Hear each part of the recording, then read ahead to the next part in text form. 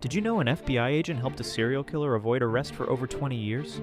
Whitey Bulger ran South Boston like a king. Murder, extortion, drug trafficking.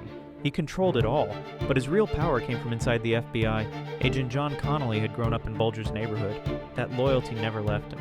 He recruited Bulger as an informant, then used that relationship to protect him.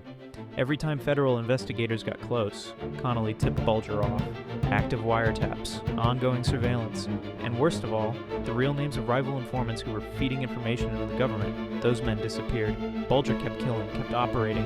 The FBI badge above him acted like a force field.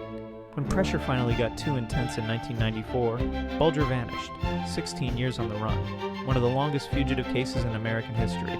He was finally found in a Santa Monica apartment in 2011. 71 years old, surrounded by cash and weapons. Connolly died in prison in 2021. The system didn't catch Bulger.